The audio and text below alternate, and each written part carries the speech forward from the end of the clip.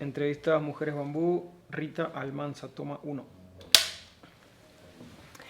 Rita, veníamos conversando de tantas veces que estabas regia, como hoy, para conversar con los periodistas, pero hay una comunicadora en tu interior. ¿Cómo así que querías ser comunicadora? ¿Cómo es esa historia? Cuando yo nací en un pueblo muy chiquito de la costa Caribe, en mi pueblo, en mi generación no había muchos profesionales.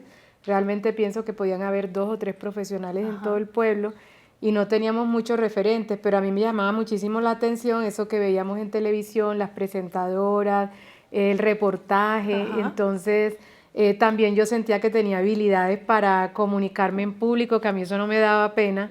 O sea, realmente los costeños somos así muy tranquilos para hablar delante de la gente y sentía que yo podía hacerlo y quería ser comunicadora.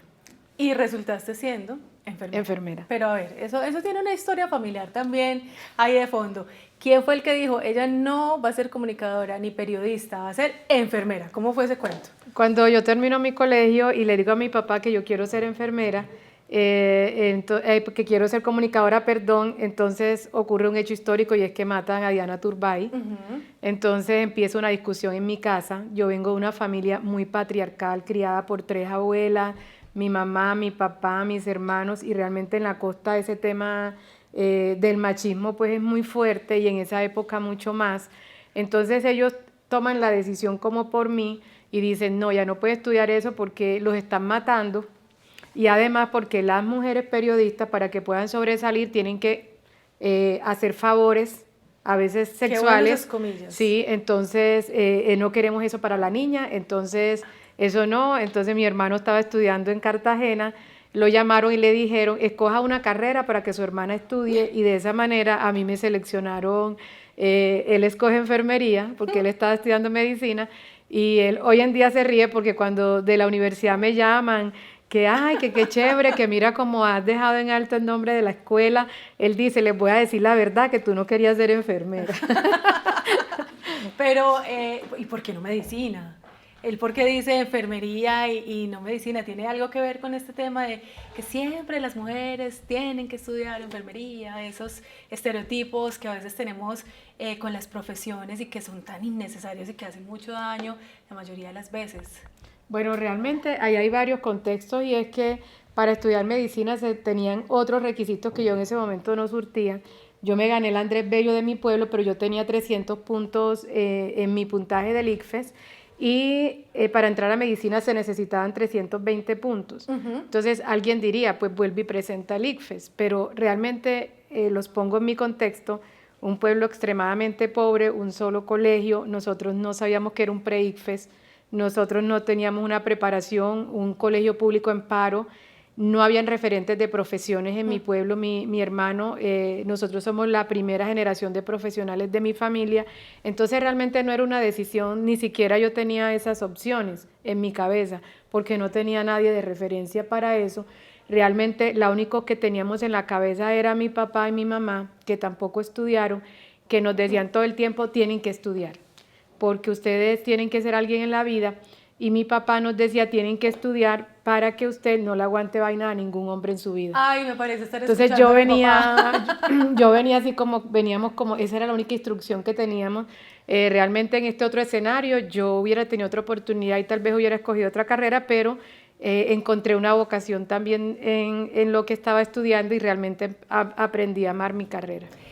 Digo que me recuerda esa expresión a mi papá porque cuando yo estaba terminando el colegio, mi papá dijo, yo quiero que estudies porque yo no te quiero ver detrás de nadie suplicando por una bolsa de leche.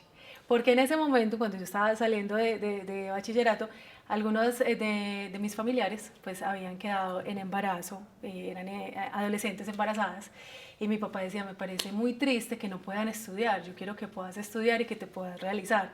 Entonces eso se me quedó aquí como una marca en mi cabeza, porque la educación nos da muchas herramientas, a todas las personas, pero especialmente a las mujeres nos da muchas herramientas. ¿Qué herramientas te ha dado a ti? Muchísimas. La primera herramienta que me ha dado es justamente lo que me ha construido como persona, que me ha permitido cerrar como esas brechas, porque yo pienso, si yo no hubiera tenido esa oportunidad de estudiar, yo primero no estaría aquí sentada, estaría allá en mi pueblo, estaría metida, no sé, en una finca, criando pollos, no sé qué estaría haciendo, sembrando algo. Pero la educación a nosotros que nos ha permitido, primero, hacerle un aporte social o una transformación a los lugares donde he llegado, porque he sentido que la educación que recibí ha sido un privilegio tan grande, porque en mi pueblo la gente no podía estudiar, las pocas personas que tenían plata no estudiaban.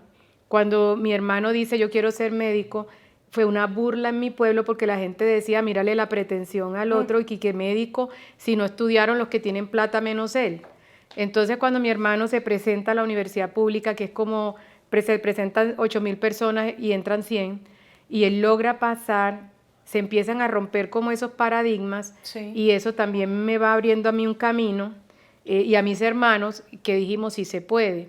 Entonces a mi papá le decían pretencioso, y mi papá decía, yo soy pretencioso porque tengo 4 floreros en mi casa que no los tiene ningún rico en Buenavista, son mis 4 hijos profesionales. Esa es mi pretensión.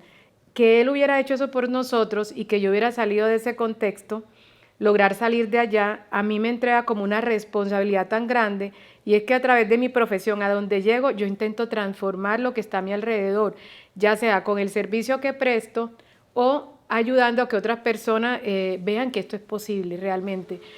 Yo te comentaba antes de la entrevista, por ejemplo, una situación muy bella que viví fue hacer una ponencia en Washington en la OPS, en la sede de la Organización Panamericana de la Salud, y yo decía, hombre, un buenavistero en la OPS hablándole a otras personas, si yo no hubiera ido a la universidad, esto jamás hubiera sido posible. Entonces realmente la educación es maravillosa, la educación te permite todos esos escenarios que no los hubiera tenido.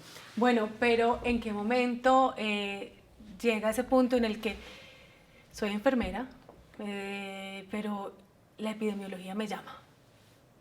Eso también llegó de una forma muy rara, porque como les digo, ubíquense en mi contexto, es que no nací en Medellín, donde hay tantas universidades, donde a los chicos los visitan en la universidad y les dicen, mira el brochure, estas son las carreras, estas son las especializaciones, las maestrías. No, yo estoy en un contexto de un pueblo que no tiene profesionales, donde yo no tengo referentes para inspirarme en nada, y mi año de servicio social obligatorio, cuando termino, tengo 20 años, y me voy a Mompox, Bolívar, Mompox, Tierra de Dios, a hacer mi año de servicio social obligatorio. Y para llegar a Mompox yo tenía que, como eso es una isla rodeada por ríos, salir en una chalupa, después coger un ferry, después un carrito, después una moto, hasta que llegara al pueblo. En uno de esos transbordos una amiga me dijo, ay mira, me están dictando un posgrado en Sincelejo, con un nombre todo raro, todo extraño, pero yo lo oí, yo dije, ay, eso a Rita le debe gustar mucho. Entonces yo fui a Sincelejo a preguntar qué era lo que había, y era epidemiología. Había un convenio porque en la costa caribe no habían epidemiólogos, la gente que estaba en esos cargos tenían otras profesiones y querían ofrecer entonces esa posibilidad, y habían unos cupitos para que fuera sostenible para la universidad ofrecerlo. Lo hizo la Corpas de Bogotá y me presenté y pasé. Entonces realmente epidemiología llega también como una oportunidad, porque les digo, en la universidad esa no fue la materia que yo más atención le presté. Ay, no. ¿y cuál sería? Me gustaba mucho biología, anatomía, yo quería ser intensivista, enfermera intensivista, pero yo termino sin un peso en el bolsillo, acuérdense otra vez en mi contexto, y para hacer una especialidad clínica yo tenía que dejar no podía trabajar sino solo estudiar, y eso no era una posibilidad para mí. Eso es un mensaje muy bonito, porque es que uno no siempre en la vida recibe lo que quiere, pero es convertir en una oportunidad lo que la vida te va dando, y descubrir esa vocación. Entonces, como a mí me gusta tanto el trabajo comunitario, yo en Mompox trabajaba con parteras, con promotoras rurales de salud, entonces la epidemiología a mí se me convierte en un escenario maravilloso, del cual me enamoré amor a primera vista, y me ayuda mucho en ese ejercicio de trabajo comunitario. O sea que entonces trasladamos toda esa pasión que en algún momento pudiste haber sentido por la comunicación, enfocada también en el servicio social, a ejercerla ya desde otro ámbito, y que te da, digamos, unas oportunidades distintas fuera también de tu contexto social, porque entonces empiezas a moverte, o cómo funciona el hecho de que te hayas venido para Medellín y entonces ya estás en este grupo de investigación tan importante que ha trabajado en H1N1, ébola, COVID, es que pues todo. Entonces, ocurre que el salto no se da hacia acá, sino que estando en Monpós yo tenía claro que yo quería trabajar en Sí. Antioquia. ¿Y por qué? Porque desde que estaba en la universidad estudiábamos con los libros de los antioqueños y nosotros le decíamos los libros de los cachacos. Porque acuérdese que todo el que habla diferente al costeño, para nosotros es cachaco. Cachaco. Entonces, no, los libros de los cachacos realmente eran los libros del doctor Botero, eran los libros de la CIP y los de protocolos de vigilancia epidemiológica que sacaban la Dirección Seccional de Salud de Antioquia. La doctora Lina Vélez, Margarita Rosa Giraldo, el doctor Armando Galeano, ellos publicaban unos libros de protocolos de vigilancia y yo decía, allá quiero estar porque allá es donde se ejerce la salud, digamos, de forma más impecable y yo quiero trabajar donde sea lo mejor. Entonces empecé a mandar hojas de vida sin conocer el territorio a pueblos porque yo soy de pueblo y quería vivir en un pueblo y mandé una hoja de vida al Bagre, Antioquia. Allá me aceptaron la hoja de vida y un día antes de mi viaje llamo al gerente y me dice, ay no, mira, es que se presentó una situación, hay una enfermera de acá del Bagre y le vamos a dar el puesto a ella porque ya tiene niños, entonces como ella es de acá, qué pena contigo, y me rechazó en ese momento. Eso fue una situación muy dura. Yo seguí insistiendo y logré empezar a trabajar en Caucasia. En una reunión de trabajo me conocí con un enfermero del Bagre y yo le dije, ay, el Bagre, qué chévere, yo quería trabajar allá. Y me dijo, ay, no, imagínate que nos llegó una enfermera y nos ha ido más mal con ella y qué pesar, porque había una que era epidemióloga, pero apenas vieron que era costeña, dijeron, no, aquí no queremos costeños. Entonces yo le dije, ay. ¿Seré yo, señor? ¿Seré yo, señor? Era yo. Pero ¿Y eso y cómo fue? eso fue un shock ahí. Incómodo. No, porque yo no le dije que era yo. Ah, ok. No, eso solamente a mí me corrió así como una cosita. Claro, el frío porque le tocan a uno la tierrita. Claro. Entonces yo dije, donde yo esté, nadie va a hablar mal de un costeño. No. Mi trabajo ha hablado por mí, yo creo que he sido disciplinada, impecable, porque en la costa caribe hay muchos profesionales, incluso mucho mejores que yo, solo yo tuve la oportunidad de salir. En el Bajo Cauca empecé a hacer un trabajo, digamos, con un voluntariado de amigos, para hacer un trabajo en VIH, Plática del Bolsillo, hicimos libreticas, compramos pruebas rápidas de VIH, recordemos que antes la prueba era un poco difícil hacerla, y en estos contextos hay violencia, había minería, trabajo sexual, entonces habían todos los elementos para que hubiera muchos casos de VIH y mucho desconocimiento. Entonces ahí sale la comunicadora y empezamos a dar charlas y a hablar en todos los escenarios sobre lo que realmente era el VIH, cuáles eran los riesgos reales y cómo prevenirlo. Y haciendo ese trabajo y trabajando en epidemiología en la Secretaría pues, Municipal de Caucasia, me cuentan que acá en la gobernación ellos empezaron a darse cuenta como que algo se había transformado allá. Empezaron a llegar informes que nunca habían llegado, que la notificación llegaba puntual que nunca había llegado, los indicadores en salud pública se empezaron a mejorar y cuando llamaban, no, es que hay una epidemióloga nueva que se llama Rita. Entonces, ellas me contactan y me dicen que si me quiero venir a la gobernación a un contrato de 3 meses. Y yo, ¿cómo? ¿Un contrato? Yes, I do. Yes, I do. Yo tenía casita propia, estaba casada en ese momento, mi niña pequeña, y yo le dije a mi mamá, vea, yo no soy de Medellín, estoy en pueblo, bien desactualizada, no estudié allá y me dan esta oportunidad, yo me tengo que ir. Allá me decían, pero ¿por qué se va por un contratucho de 3 meses? La gente es así odiosa. Y yo, contratucho, eso es una pasantía mío. Al lado de las tesas más tesas, las que escriben los libros con los que yo estudié, no, eso es una pasantía. Yo voy a mi pasantía y voy a regresar mucho mejor. Y vine a esa pasantía y ya no me dejaron de volver. Entonces aquí llevo ya 19 años haciendo esa pasantía, aprendiendo mucho todavía de todos estos maestros de vida que Dios me puso al lado. Entonces mira que otra vez vuelve lo mismo, es la oportunidad que te llega y tú cómo la recibes y la aprovechas. Rita, con toda esta historia voy a apelar a una frase. Uno se lanza y salen las alas. Su merced la dijo. Sí, es que hay que tener fe en lo que uno hace. A lo largo como de todo este recorrido y de esta historia, En este momento, pues yo les conté que estuve casada, pero ya después no. Madre cabeza de hogar de 2 niños en una ciudad que no es, que en ese momento no era la mía, ya es muy mía, muy mía. Ya soy cachaca. Ya casi tengo cédula de aquí. Entonces pasan muchas cosas, no es fácil, uno llega de contrato, hay que pagar arriendo, hay que pagar colegios, y en esas interrupciones de contrato, mientras lo vuelven a llamar a uno, pasan muchas La cosas. historia de los contratistas. La historia de los contratistas, pero eso no pasa en esta ciudad, sino en otra ciudad parecida. Que terminan los contratos y uno no sabe cuándo lo vuelven a llamar y las obligaciones siguen ahí. En todos esos momentos de dificultad que viví, siempre he mantenido como la certeza de que todo va a estar bien. En este momento, mi hija ya es médico, está haciendo un doctorado en Holanda. En este momento mi hijo termina su bachillerato, ya está planeando su universidad. Y uno mira hacia atrás y uno dice, uy, ¿yo cómo logré todo eso? Pues atreviéndome. Si yo no vengo tras de ese contratucho de 3 meses, que realmente yo lo vi como una pasantía, como una gran oportunidad, si yo no me tiro y suelto mis alas no aparecen. Las alas es esa fuerza interior que tú tienes y que muchas veces no eres capaz ni siquiera de dimensionar la fuerza que tienes adentro, no eres capaz de dimensionar lo increíble que hay dentro de ti, el amor tan grande que hay, la fuerza tan grande, lo valiente que somos las mujeres, somos unas guerreras, los hombres también, pero hoy voy a darme el permiso de hablar de nosotras las mujeres, lo voy a decir en singular.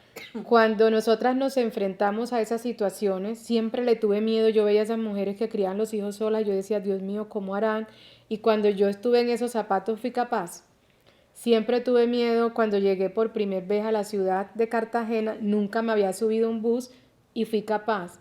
Siempre tuve miedo cuando llegué a Medellín, porque uno veía Medellín por allá tan lejos, tan inalcanzable para nosotros, esa ciudad tan grande, Dios mío, y llegué y aquí estoy. Entonces uno sí es capaz, y en cada uno de esos escenarios sale esa fuerza que tú tienes adentro y que muchas veces todas esas vocecitas de no lo puedes hacer porque eres mujer, tú sola no lo puedes hacer porque eres mujer, tú no estás preparada, tú no eres de aquí, tú eres costeña, los costeños no son buenos, las mujeres no son buenas, las mujeres no son fuertes, necesitas un hombre al lado. Quitarte de encima todas esas vocecitas y sacar esa fuerza que tienes adentro, es cuando yo pienso, hay que tirarse, las alas aparecen. Tremendo eso que estás diciendo, porque entonces, parada hoy en el escenario en el que estás, y si miras atrás, esa Rita que salió de bachillerato de un pueblo que muy pocas personas seguramente conocen, que se arriesga y se va para Cartagena y estudia la carrera que eligió el hermano y que le terminó gustando un montón y que se enamoró de la epidemiología. Esa Rita, si te ve hoy salvando vidas desde la epidemiología, que es impresionante lo que puede hacer esta especialidad, ¿qué le diría? Ay, yo quisiera como devolverme más bien y abrazarme y decir, no te preocupes que todo va a estar bien. Porque yo creo que esa Rita de esos años atrás debe estar orgullosa, porque debe estar muy agradecida con Dios, debe estar muy agradecida con sus papás, debe estar muy agradecida con cada maestro de vida que en la vida le fue apareciendo, debe estar muy agradecida con la humildad con la que asumió cada situación de la vida, y la disciplina que tuvo desde el comienzo, porque aunque no lo hizo esperando un resultado como este, jamás se lo imaginó, lo logra tener, que yo pienso que he recibido mucho más de lo que realmente esperaba lograr. Jamás, cuando yo digo que Medellín no estaba en mi mapa de sueños, es porque realmente no lo lograba ni siquiera dimensionar, porque no tenía referentes de este tipo.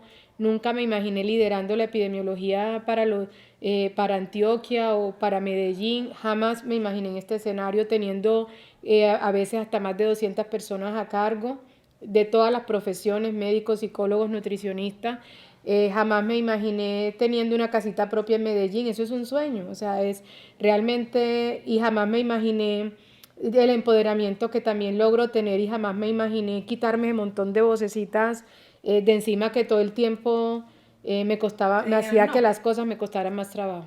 Bueno, y hoy a otras Ritas que seguramente nos pueden estar escuchando y nos pueden estar viendo y que tienen esa duda de si lanzarse o no, de arriesgarse o no. Sabemos que los tiempos son muy diferentes hoy, pero ¿qué les podrías decir con toda esta experiencia de este tiempo, hablemos de estos últimos casi 20 años, en las ciudades donde has tenido que sortear un montón de cosas también, ¿qué les podrías decir? ¿Qué hay para estas niñas, estos niños que están ahí y que dicen, ¿será que sí? ¿Será que no?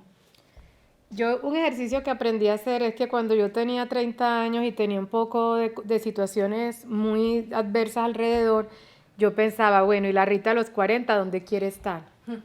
Entonces yo les diría que tomen tiempo para estar en silencio, porque estamos en un momento de la vida en que todo hace mucho ruido, tenemos muchas pantallas, la televisión con todo ese montón de plataformas que nos ocupan mucho tiempo, el celular con toda esa conectividad que nos quita mucho tiempo y mucha energía, todo ese montón de situaciones y todo ese montón de ruido alrededor hace que a veces no hagamos introspección, que paren.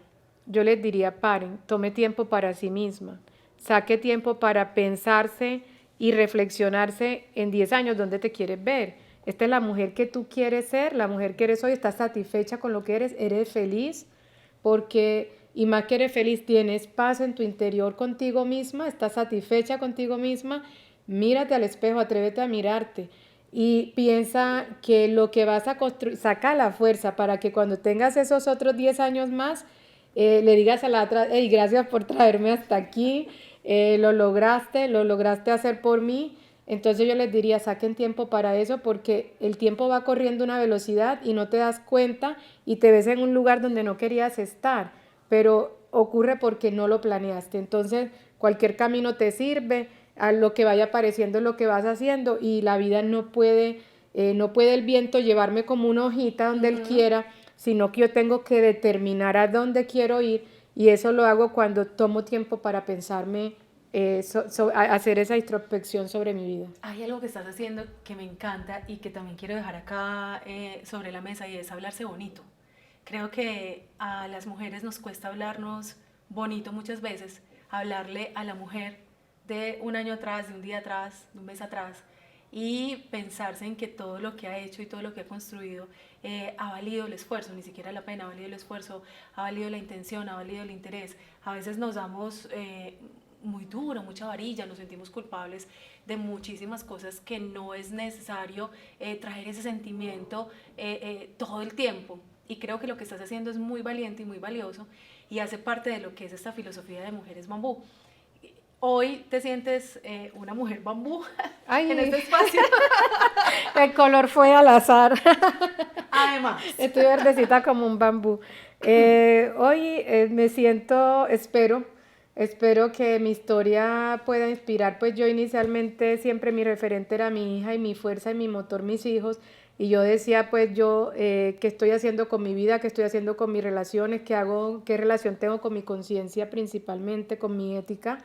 Y quiero ser un buen referente para ellos y luego siento que soy una persona inadvertida, siento que soy una persona anónima, pero recibo una llamada y me dicen, venga que su historia nos interesa, entonces uno no es tan anónimo como cree.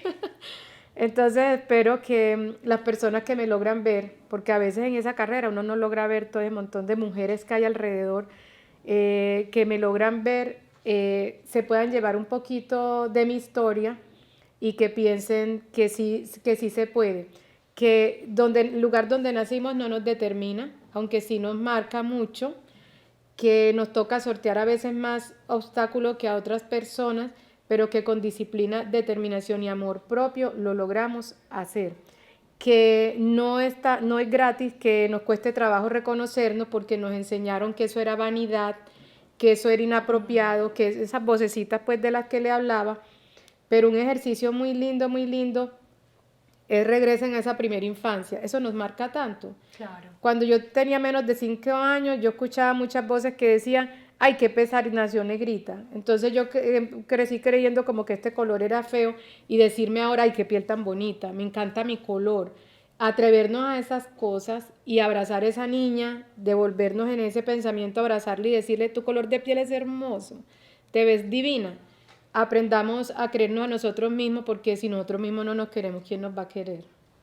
Entonces es muy difícil, yo espero que otra persona me quiera. Claro que no es lo que busco, yo me quiero yo misma, resueno con otras mujeres, aprendo de otras mujeres y un ejercicio muy lindo es dejen de correr, paren. y escuchen a las mujeres que hay a su alrededor, que todas tienen historias maravillosas que contar. Y ejemplos también, porque aprender del ejemplo es, digamos, un momento que no siempre todas las personas están dispuestas a darse, porque también el ego, una cantidad de cosas como las que mencionabas ahora, el entorno no te permite ver ni escuchar a otras u otros que también te pueden enseñar a través del ejemplo. ¿Alguna mujer bambú que quisieras resaltar para finalizar?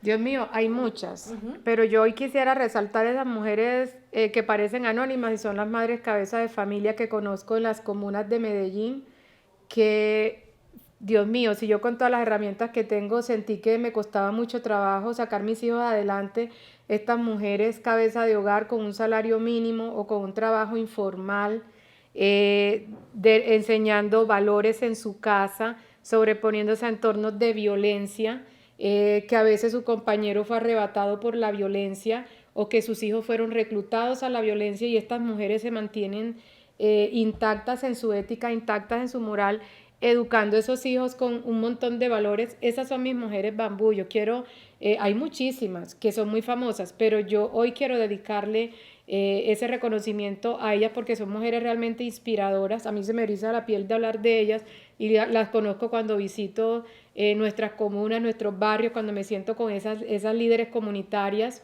o esas mujeres que la gente no alcanza a percibir, que van en el metro durmiéndose después de un día exhausto. Yo intento imaginarme la historia de esa mujer cuando las veo ahí dormidas, exhaustas, o cuando las veo... Y llegan y siguen trabajando.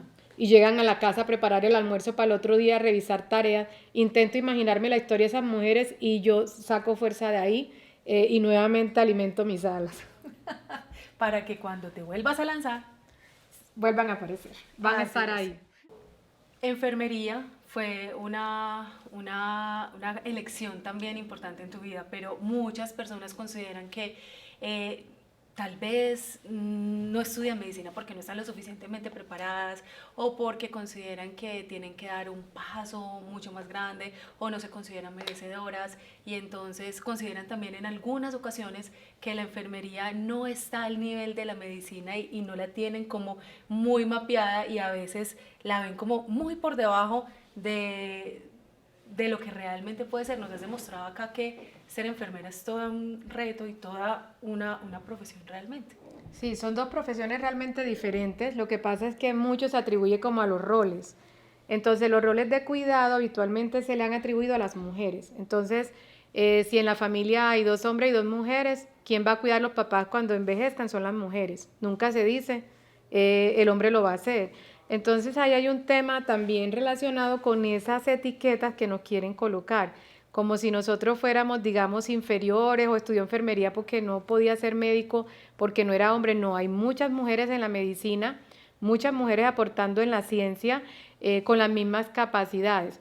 En mi caso, por ejemplo, les voy a dar una anécdota que yo creo que eso no lo he contado a nadie, pero cuando yo entro a la alcaldía de Medellín a trabajar y justamente crean el cargo de líder, solamente llamaron a los médicos a concursar al cargo de líder. Entonces yo puse una acción de tutela por el derecho a la igualdad, porque nosotros somos profesionales. Yo también voy a una universidad 5 años, también me gradúo, también me especializo, también me formo y tengo un nivel profesional. Cuando entro a hacer el examen, se presentan 25 personas más de todas las profesiones y yo ocupé el primer lugar. Me he ganado ya 3 concursos, 2 de nivel nacional y un concurso interno de méritos en esos escenarios de competencia con otras profesiones. En eso me ha posibilitado que yo en este momento me encuentre en ese cargo de líder en propiedad en carrera administrativa, compitiendo a nivel nacional con todas las profesiones que se pudieron presentar al cargo. Entonces realmente no es un tema de capacidades, es un tema de vocación. No es un tema de competencia ni que una carrera sea más que la otra, todas están al mismo nivel, solo cada profesión tiene en sí mismo una responsabilidad diferente. Mientras el médico se dedica a la prescripción del medicamento, nosotras como enfermeras somos las que estamos llamadas al cuidado, a acompañar a ese paciente, a acompañar a esa familia, a hacer unos planes de cuidado para que se pueda recuperar. Y a nivel de prevención también y a nivel de investigación. Yo estoy en varios grupos de investigación y tengo varios artículos científicos publicados, sobre todo en temas de vectores y de vacunas.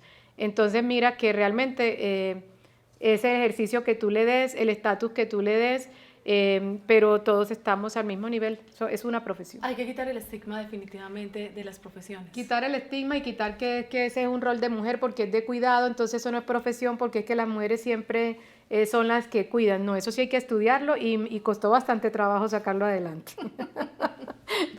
Rita, qué rico compartir este espacio, no hablar de infecciones, de enfermedades, de problemas que sabemos que tenemos en la ciudad y en el mundo, sino conocer una Rita profundamente humana que nos deja unas enseñanzas muy, muy bellas, y entre esas yo destacaría que es ver un no como una posibilidad, ver un obstáculo como una oportunidad y ver cada reto que se te fue presentando durante todo este tiempo justamente como la oportunidad de poder lograr sueños que ni siquiera tenías pensados ahí o lograr cosas que ni siquiera habías imaginado. Muchísimas gracias por aceptar esta invitación, Mujeres Bambú, y las puertas siempre van a estar abiertas acá para ti. Muchas gracias por pensar en mí, por querer conocerme como persona, porque realmente eso nunca ocurre. Nosotros no somos, pues a una siempre lo llaman para preguntarle por el último virus de moda o la última pandemia que va a volver. Entonces, un espacio realmente muy bonito. Muchísimas gracias. Gracias por venir.